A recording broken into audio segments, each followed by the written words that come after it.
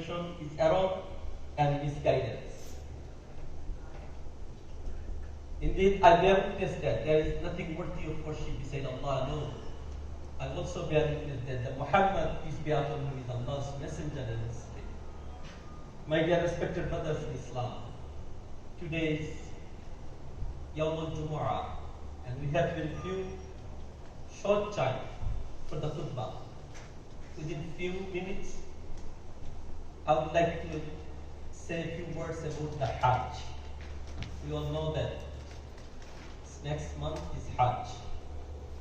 The last month of Arabic calendar, month of Dhul Hijjah, is the month of Hajj. Alhamdulillah, many of us, we did Hajj. And many of us, if we ask, we had planned but we couldn't make that. So why we should make Hajj? Why the Hajj is so important? Inshallah, I will try my best to explain, inshallah. সম্মানিত হাজিরিন, আমি আপনাদের সামনে আজকে একটা গুরুত্বপূর্ণ বিষয় নিয়ে কিছু কথা বলার চেষ্টা করব। সময় তো খুবই সংক্ষিপ্ত, তারপরেও হজ এই বিষয়টা নিয়ে কিছু কথা বলব। হজ হচ্ছে ইসলামের পঞ্চম স্তম্ভ। ইসলাম হচ্ছে কমপ্লিট ফুড অফ লাইফ, জীবনের সব কিছু রয়েছে ইসলামের মধ্যে। কিন্তু আল্লাহ সুবহানাহু ওয়া তাআলা অনেক গুরুত্বপূর্ণ বিষয় রয়েছে। অন্যের হক যদি আদায় না করি, দিন যদি আদায় না করি, তাহলে একদম শাহাদাত বরণ করলেও আল্লাহ সুবহানাহু ওয়া তাআলা সেই লোককে ঋণ শোধ করেই তাকে জান্নাত দেবেন। কিন্তু এইভাবে আর অনেক বড় বড় জিনিস রয়েছে, এগুলো রেখেও আল্লাহ সুবহানাহু ওয়া তাআলা হজকে ইসলামের একটা পিলার বলেছেন। আমরা অনেকেই মনে করি এখানে যারা আছি যে জীবনের শেষ বয়সে এসে, এখানে বিশেষ করে ব্যাকগ্রাউন্ড কালচার হচ্ছে আমরা আমাদের এই 60 উপরে গেলে আমরা মনে করি যে হজ করবো তখন ভালো হয়ে যাবে। এই বিষয়টা খুবই সিরিয়াস বিষয়। আমি এই বিষয়টাই মূলত আপনাদের সামনে হাইলাইট করতে চাচ্ছি যে হজ আমাদের কখন করা উচিত, হজ কেন করা উচিত এবং আমরা কেন হজ করছি না। আবার আমাদের মাঝে অনেকেই রয়েছেন, আমরা অনেকে মনে করি যে উমরা হয়ে যায় হজের ইকুইভ্যালেন্ট। আমরা বারে বারে উমরা করি কিন্তু মনে করি যে হজ আদায় হয়ে যাচ্ছে বা হজ আরো পরে করব। তো সম্মানিত ভাইরা, এটা খুবই ইম্পর্টেন্ট একটা বিষয়। আমরা আসলে ইসলামের অত্যন্ত বড় একটা স্তম্ভ, একটা খুঁটি, 5টা খুঁটির একটা, সেই হজকে আমরা আসলে অনেকটা বলা যায় নেগলেক্ট করি, যথাসময়ে আদায় করতে পারি। এই বিষয়টা খুব সিরিয়াসলি নিতে হবে। আমি ইনশাআল্লাহ কোরআন এবং সুন্নাহ থেকে কিছু দলিল পেশ করার চেষ্টা করব আপনাদের উদ্দেশ্যে। হজের ব্যাপারে হজ জিনিসটা কি?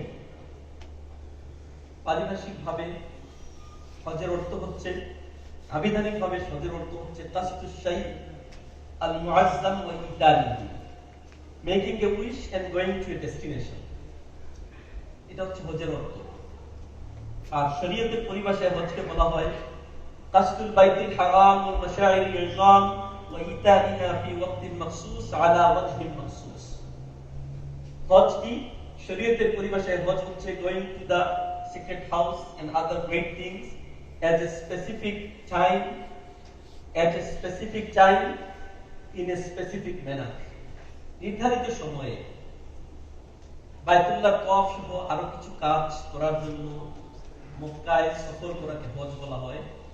আমরা যখনই ইচ্ছা তখন হজ করতে পারবো না, হজের জন্য স্পেসিফিক টাইম রয়েছে। জিলহজ মাসের 8 থেকে 12 তারিখ, এটা হচ্ছে নির্ধারিত সময়। এই সময়ে আমাদেরকে হজ আদায় করতে হবে।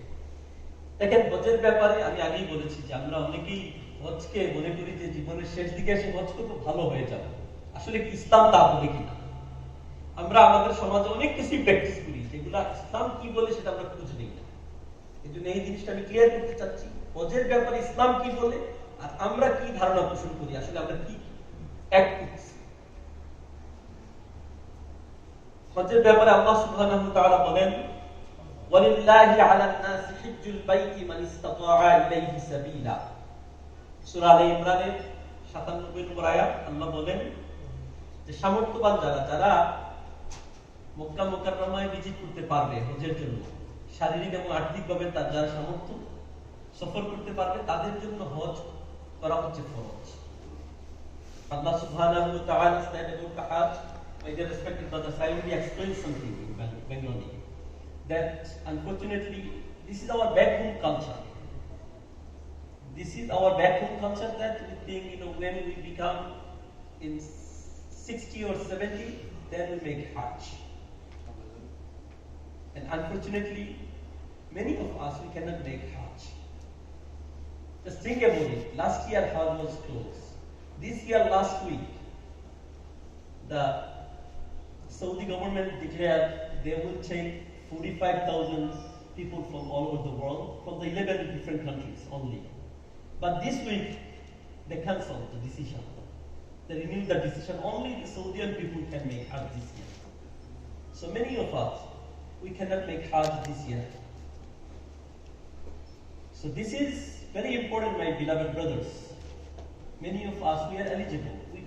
Hajj is mandatory. It's obligatory. It's fard. But many of us, we think when we become, we go in our elder age, we will make Hajj. But what Rasulullah sallallahu alayhi wa sallam said about that? Inshallah, I will explain that. Allah subhanahu wa ta'ala mentioned in the Surah Al-Imran, وَلِلَّهِ عَلَى النَّاسِ حِجُّ الْبَيْتِ مَنِ اسْتَطَاعَ إِلَيْهِ سَبِيلًا. And due to Allah from mankind is the pilgrimage to this house. For whoever can afford the journey to there. This is the condition. If we can make our journey to there, and if we have enough wealth, enough money to visit there. In another verse, Allah subhanahu wa ta'ala said in Surah Al-Baqarah, verse number 197, 96. Allah said, وَأَتِمُّ الْحَجَّ وَالْعُمْرَةَ لِلَّهِ. وَأَتِمُّ الْحَجَّ وَالْعُمْرَةَ لِلَّهِ. This is another order of Allah subhanahu wa ta'ala. Allah subhanahu wa ta'ala said, وَأَتِمُّ الْحَجَّ وَالْعُمْرَةَ لِلَّهِ. You should make Hajj for Allah subhanahu wa ta'ala and Umrah also. Then Rasulullah sallallahu alayhi wa sallam said, قال صلى الله عليه وسلم أيها الناس قد فرض الله عليكم الحج فحجوا. O people, O mankind, Allah subhanahu wa ta'ala, indeed Allah subhanahu wa ta'ala, make the Hajj mandatory for you. So you should make the Hajj. Number 3 is Rasulullah sallallahu alayhi wa sallam said, if you and I make Hajj, Allah subhanahu wa ta'ala will forgive all of our sins. As Muhammad sallallahu alayhi wa sallam said, عن أبي هريرة رضي الله عنه أنه قال سمعت رسول الله صلى الله عليه وسلم يقول من حج فلم يرفث ولم يفسق رجع كيوم ولدته أمه متفق عليه. Rasulullah sallallahu alayhi wa sallam said, whoever performs Hajj and does not obscene and does not commit adultery, returns as the day his mother gave birth to him.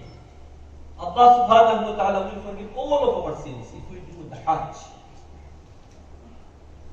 Then Muhammad sallallahu alayhi wa sallam said, Al-Hajj al-Mabrur laysa lahu jaza'u illa al-Jannah.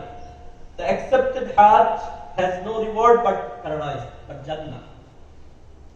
সম্মানিত হাজিরিন, হজের ব্যাপারে আল্লাহ সুবহানাহু ওয়া তাআলা দুটি নির্দেশ, দুটি আয়াত আমি আপনাদের সামনে পেশ করেছি। রাসূলুল্লাহ সাল্লাল্লাহু আলাইহি ওয়াসাল্লাম বলেছেন যে হে মানুষেরা, তোমাদের উপর হজকে ফরজ করা হয়েছে, কাজেই তোমরা হজ করো। এরপর রাসূলুল্লাহ সাল্লাল্লাহু আলাইহি ওয়াসাল্লাম একটা হাদিসে বলেন, আবু হুরায়রা রাদিয়াল্লাহু আনহু বর্ণনা করেন যে কেউ যদি হজ করে এবং সে যদি কোনো খারাপ কাজ, অশ্লীল কাজ না করে, কোনো গুনাহের কাজ না করে, তাহলে সে তার মা যেদিন তাকে জন্ম দিয়েছিল নিষ্পাপ, সে হজ করার কারণে এরকম নিষ্পাপ হয়ে যায়। এজন্য হজ আমাদের জন্য খুবই জরুরি। অন্য একটা হাদিসে রাসূলুল্লাহ সাল্লাল্লাহু আলাইহি ওয়াসাল্লাম বলেন, আল হজ্জুল মাবরুর লাইসা লাহু জাযা ইল্লা আল জান্নাহ। Accepted Hodge, Makbul Hodge, হজ্জুল Mabrur is হজ আল মাকবুল, যে হজকে আল্লাহ সুবহানাহু ওয়া তাআলা কবুল করে নেন। সেই হজ যদি আমরা করতে পারি, তাহলে রাসূলুল্লাহ সাল্লাল্লাহু আলাইহি ওয়াসাল্লাম বলেন এটার পুরস্কার জান্নাত ছাড়া আর কিছু না। আমরা অবশ্যই জান্নাত পাবো যদি হজ আদায় করতে পারি। আবার আমরা অনেকে ফিল করি যে হজ করলে আমাদের ক্ষতি হয়ে যাবে, আর্থিক লোকসান হয়ে যাবে। রাসূলুল্লাহ সাল্লাল্লাহু আলাইহি ওয়াসাল্লাম সেই বিষয়টা মেনশন করেছেন একটা হাদিসে। عن عبد الله بن مسعود رضي الله عنه أنه قال قال رسول الله صلى الله عليه وسلم تابعوا بين الحج والعمرة فإنها ينفعان الفقر والذنوب كما ينفع الكير الخبث الحديد والذهب والفضة ওয়ালাইসা লিল হাজ্জাতিল মাবরুরা সাওয়াবুন ইল্লাল জান্নাহ। অত্যন্ত চমৎকার হাদিস। এই হাদিসে রাসূলুল্লাহ সাল্লাল্লাহু আলাইহি ওয়াসাল্লাম বলেন হজ বেসিক্যালি তিন ধরনের হজ হয়। আমরা যারা হজ করব তিন ভাবে হজ আদায় করা যায়। সবচেয়ে ভালো যেটা হজ রাসূলুল্লাহ সাল্লাল্লাহু আলাইহি ওয়াসাল্লাম করেছেন সেটা হচ্ছে হজ আত-তামাত্তু। হজ আত-তামাত্তু এগুলো নিয়ে ডিসকাশন এখন করার প্রয়োজন নেই। আমরা যারা হজে যাব যখন আমরা সুযোগ পাবো তখন ইনশাআল্লাহ আমরা জানবো এই বিষয়টা। আরেকটা হচ্ছে হজ্জে কিরান, আরেকটা হচ্ছে হজ আল-ইফরাদ। এখানে হজ্জে তামাত্তুর কথা হাদিসে বিশেষভাবে উল্লেখ হয়েছে। হজ্জে তামাত্তুটা হচ্ছে যে আমরা প্রথমে যাব সেখানে উমরা নিয়ত করব, উমরা নিয়ত করে ইহরাম বাঁধবো, তারপরে ইহরাম খুলে ফেলবো, আবার হজের নিয়ত করব, ইহরাম বাঁধবো, এইভাবে হজ আদায় করব। এটাকে বলে হজ্জে তামাত্তু। রাসূলুল্লাহ সাল্লাল্লাহু আলাইহি ওয়াসাল্লাম বলেছেন কেউ যদি এই হজ আদায় করে তাহলে আল্লাহ সুবহানাহু ওয়া তাআলা তার দারিদ্রতাকে দূর করে দেবে। যদি আমরা হজ আদায় করি তাহলে আমরা তো অভাবের ভয় করি যে আমার আর্থিক সমস্যা আছে। আল্লাহ রাসূল সাল্লাল্লাহু আলাইহি ওয়াসাল্লাম বলেন যে আমরা যদি হজ আদায় করি তাহলে আল্লাহ সুবহানাহু ওয়া তাআলা আমাদের দারিদ্রতাকে দূর করে দেবে। এবং সাথে তিনি বলেন আমাদের সমস্ত গুনাহ খাতাকে maaf করে দেবে। গুনাহ খাতাকে কিভাবে maaf করবেন? আল্লাহ সুবহানাহু ওয়া তাআলা আমাদের এরকম পবিত্র করবেন যেভাবে স্বর্ণকে আগুনে দিলে আগুন পুড়িয়ে শুধু ভেজালকে সরিয়ে ফেলে স্বর্ণকে রাখে। রাসূলুল্লাহ সাল্লাল্লাহু আলাইহি ওয়াসাল্লাম বলেন যে আল্লাহ সুবহানাহু ওয়া তাআলা হজের মাধ্যমে আমাদের সমস্ত গুনাহ খাতাকে ক্ষমা করে দেবেন। এছাড়াও হাদিসে হজের অনেকগুলা ফজিলতের কথা বলা হয়েছে। আমি দুইটি শুধু সংক্ষেপে পেশ করব। রাসূলুল্লাহ সাল্লাল্লাহু আলাইহি ওয়াসাল্লাম বলেন যে যত ভালো কাজ আছে সব ভালো কাজের অন্যতম হচ্ছে হজ। তিনি বলেন যে হজ করবে তার জন্য আমি মুহাম্মদ সাল্লাল্লাহু আলাইহি ওয়াসাল্লাম শাফায়াত। তিনি বলেছেন হজের সফরে যদি কেউ মারা যায় তাহলে তাকে না হিসাব করে বিনা হিসাবে জান্নাত দেওয়া হবে। তিনি বলেছেন যে হজ যারা পালন করে তাদের দোয়াকে আল্লাহ সুবহানাহু ওয়া তাআলা কবুল করেন। সম্মানিত হাজিরিন, এই হজ পালনের জন্য বেসিক্যালি 7টা জিনিস আমাদের থাকা প্রয়োজন। আমরা দেখবো আমাদের যদি আমরা এলিজিবল কারা আমরা বুঝতে পারবো। প্রথম হচ্ছে নাম্বার 1 হচ্ছে আমরা যাদের উপর হজ আমরা মুসলমান হতে হবে। হজ ফরজ হওয়ার জন্য অমুসলমানের উপর হজ ফরজ না। আলহামদুলিল্লাহ আমরা সবাই মুসলমান। প্রথম শর্তটা আমাদের আছে।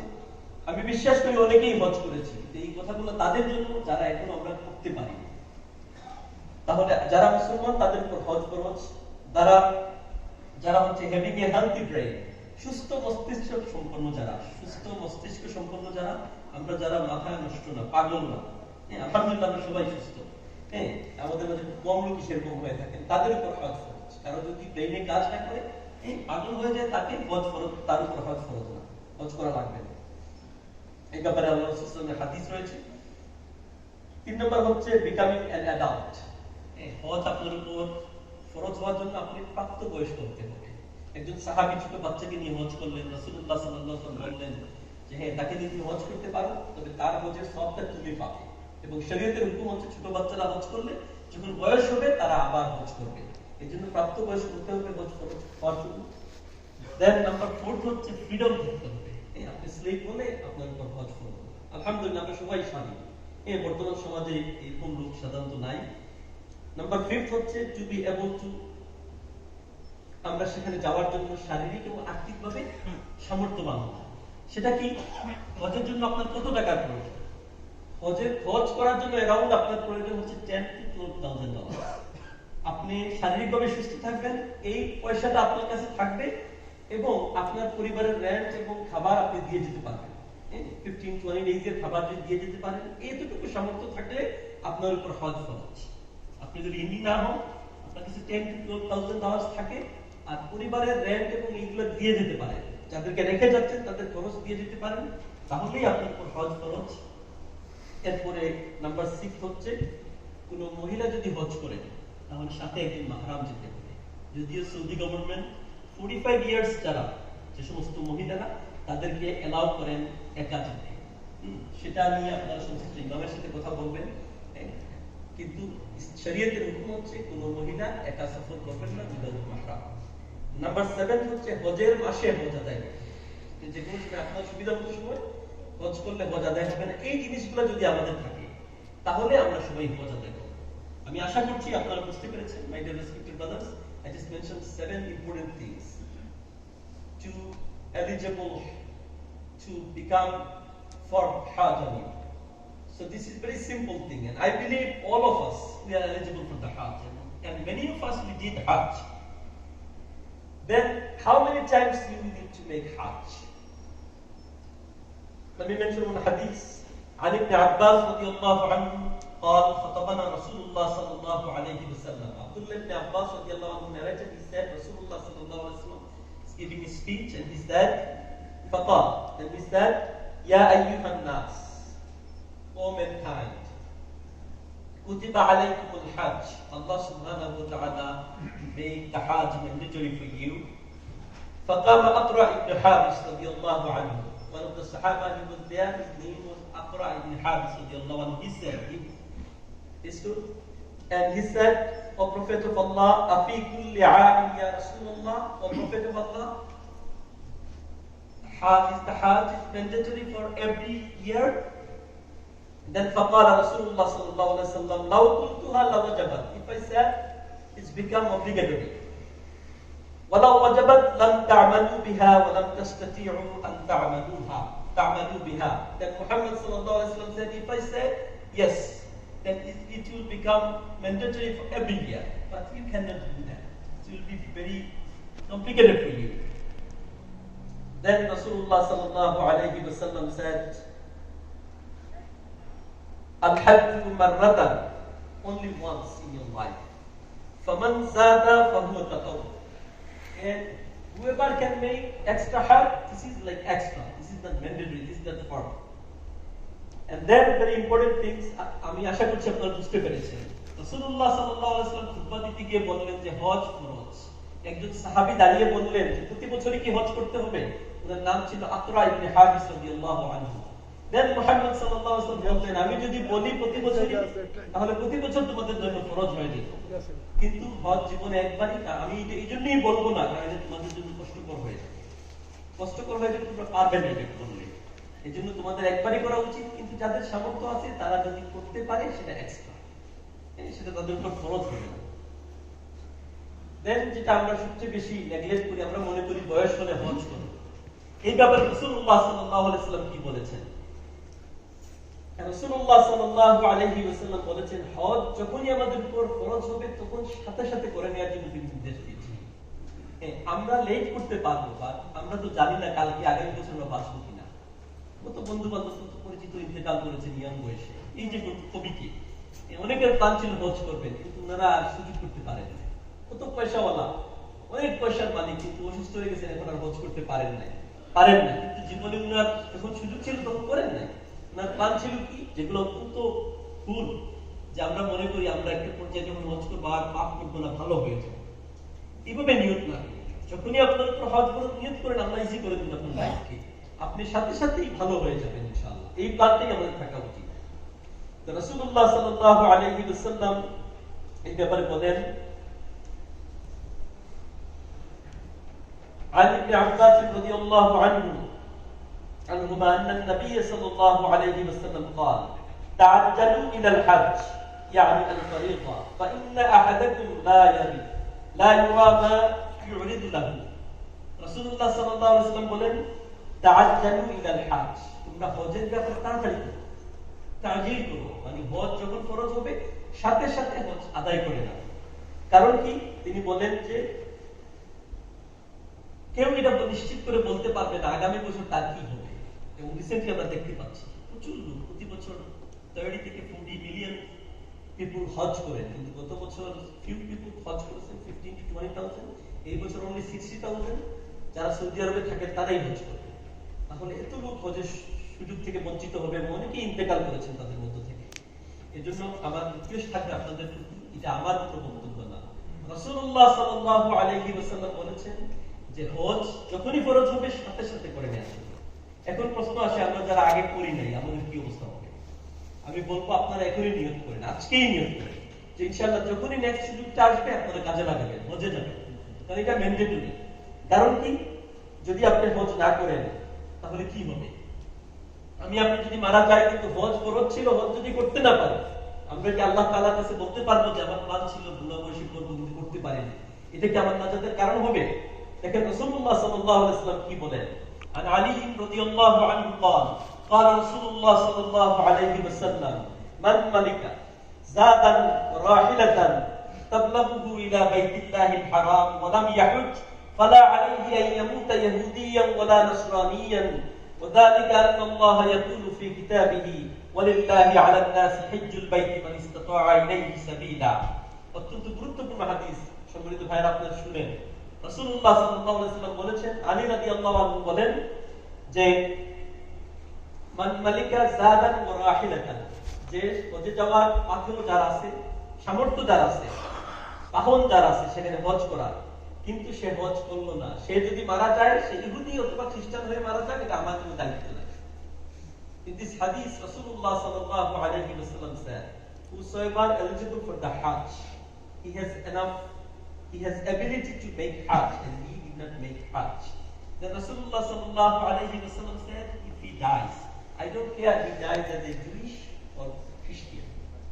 I don't care. It's been Rasulullah sallallahu alayhi wa sallam will not intercede us.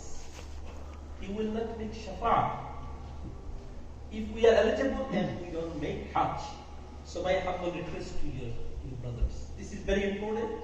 Hajj is very important in Ghana. If you go there, black and white, rich and poor, everybody in the same place, in the Muzdalifah, in the soil, everybody will stay a whole night there. This is the magic. We need to make Hajj as soon as possible. We make our intention at least. Whenever we get chance, we will make Hajj. أقول قولي هذا وأستغفر الله لي ولكم من سائر المسلمين فاستغفروه إنه هو الغفور الرحيم.